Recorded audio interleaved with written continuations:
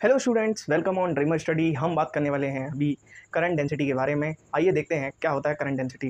देखिए होता क्या है current density. It is a defined as a current flowing per unit area held normal to the flow of charge is called vector quantity. तो पहला जो इसकी बात बताई गई है वो क्या है, defined as a current flowing per unit area.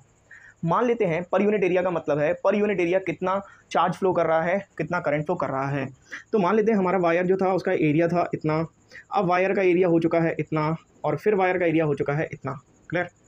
यहाँ पर क्या हो रहा है, लगातार वायर का एरिया क्या हो रहा है, इंक्रीज़ होता जा रहा है। जैसे जैसे एरिया इंक्रीज़ होगा तो मान लेते हैं पहले यूनिट एरिया में मान लेते हैं 2 चार्ज आते थे, है ना। पहले 2 नहीं, पहले आते थे 10 चार्जेस। क्लियर। फिर आने लगे 6 चार्जेस और फिर यूनिट एरिया में चार्जेस आने लगे कितने, 2 चार्जेस आने लगे। मतलब कि सिंपल सी बात है, एरिया के इंक्रीज़ होने पर यहाँ पर डेंसिटी ऑफ चार्ज क्या होगा, चार्ज की डेंसिटी क्या होगी, डिक्रीज़ होगी। क्लियर। तो हमारा जो फॉर्मूला होता है वो क्या होता है, J is equals to I upon A vector. A जो होता है, एरिया जो होता है वो यहाँ पर, जैसे इसको हमने बोला area of a cross section. Clear.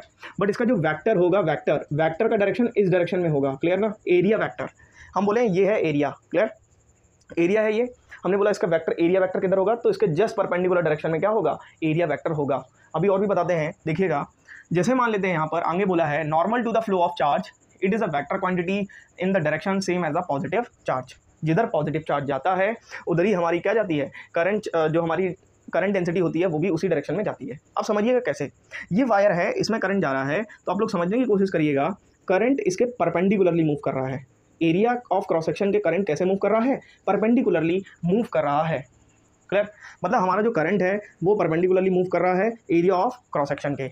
लेकिन अगर हम बात करें ये एरिया वेक्टर के कैसे मूव कर रहा है, तो ये पैरेलल मूव कर रहा है, क्योंकि एरिया वेक्टर भी इसी डायरेक्शन में जा रहा है भाई। एरिया वेक्टर भी इसी डायरेक्शन में और हमारा करंट भी इसी डायरेक्शन में। जैसे यहाँ पर है, यहाँ पर मान लेते हैं ये हमारा क्या है, वायर है, वायर से करंट फ्लो कर रहा है, करंट फ्लो इस डायरेक्शन में कर रहा है। क्लियर। और हमारा ये एरिया है, एरिया वेक्टर, अगर ये एरिया है तो एरिया वेक्टर इस डायरेक्शन में होगा कि नहीं होगा। क्लियर। अच्छा, इस डायरेक्शन में अगर एरिया वेक्टर होगा, इसी डायरेक्शन में हमारा करंट जा रहा है, तो दोनों के बीच में जो एंगल बनेगा थीटा वो कितना बनेगा, 0 डिग्री। क्लियर। तो आइए देखते हैं यहाँ पे, J vector is equals to I upon A vector. I is equals to J dot A vector. Clear. आप लोगों ने पढ़ा होगा किसमें, वेक्टर क्वांटिटीज़ में, वेक्टर चैप्टर में पढ़ा होगा। जैसे अगर कोई 2 डॉट प्रोडक्ट हैं उनको ओपन करके लिखते हैं तो हो जाता है यहाँ पे जे ए cos theta.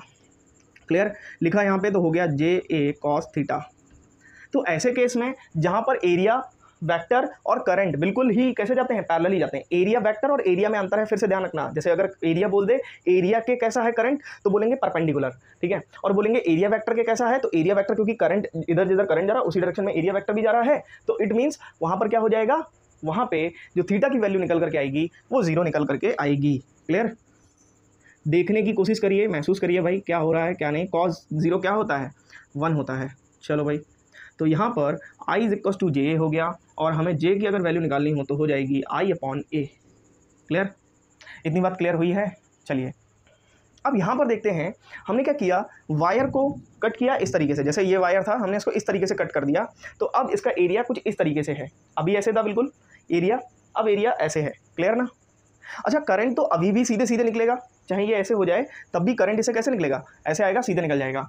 It means area vector किधर हो जाएगा भाई, एरिया वेक्टर हो जाएगा इसी डायरेक्शन में, जिस डायरेक्शन में ये हल्का सा टिल्ट है, इस डायरेक्शन में हो जाएगा एरिया वेक्टर। मतलब कि करंट और एरिया वेक्टर के बीच में जो एंगल, यहाँ पर कुछ एक एंगल बन जाएगा जिसको नाम देंगे थीटा। क्लियर। ओके। अच्छा, हम एरिया वेक्टर को कैसा करना चाहेंगे, ठीक है। एरिया वेक्टर को चाहेंगे कि ये करंट की डायरेक्शन में मूव करे तो ज़्यादा अच्छा रहेगा, है ना। तो भाई यहाँ पर क्या हुआ, फिर से वेक्टर लगेगा आपका।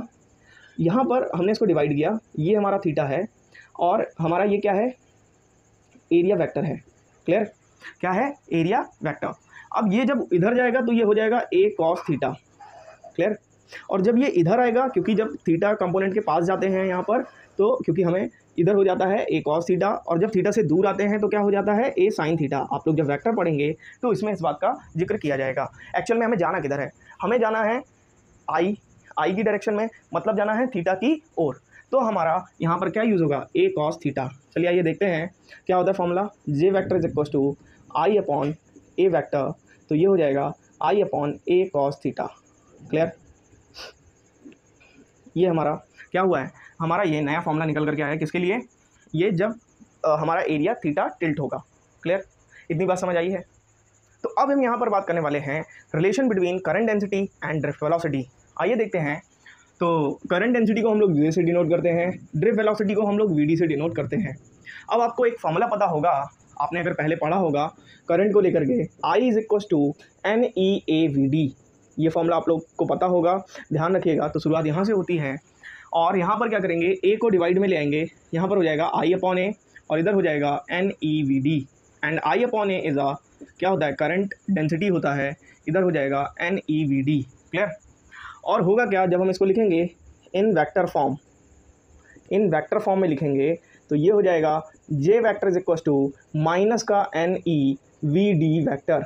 अब ऐसा क्यों हुआ भाई, ऐसा इसलिए हुआ क्योंकि जिस डायरेक्शन में यहाँ पर करंट, देखिए करंट डेंसिटी की डायरेक्शन किधर होगी, फिर से देखिए यहाँ पे, जैसे मान लेते हैं ये है, तो यहाँ पे हमारी अगर करंट की डायरेक्शन इधर है ना, करंट की डायरेक्शन इधर है, हमारा एरिया ऑफ क्रॉस सेक्शन भी इधर है, ये एरिया ऑफ क्रॉस सेक्शन है, एरिया वेक्टर भी इधर है, और हमसे बोला है कि जिधर एरिया वेक्टर होता है उधर ही क्या होता है, करंट डेंसिटी की भी डायरेक्शन होती है कि नहीं होती है। बट हमारा इलेक्ट्रॉन का डायरेक्शन किधर होगा, इसके अपोजिट होगा। तो इस वजह से जब हम डायरेक्शन का जिक्र करते हैं तो यहाँ पर माइनस का साइन आ जाता है, क्योंकि इलेक्ट्रॉन अपोजिट डायरेक्शन में जाता है। क्लियर। तो ये है आपका रिलेशन किसके बीच में, करंट डेंसिटी और किसके बीच में, ड्रिफ्ट वेलोसिटी के बीच में। और आप लोग को समझ आया होगा होपफुली। अगर आपको कोई प्रॉब्लम है तो आप कमेंट सेक्शन में कमेंट कर सकते हैं और हमको बता सकते हैं कि आपको किस टॉपिक में या कहाँ पर कोई दिक्कत आई है। Okay, bye all of you, take care.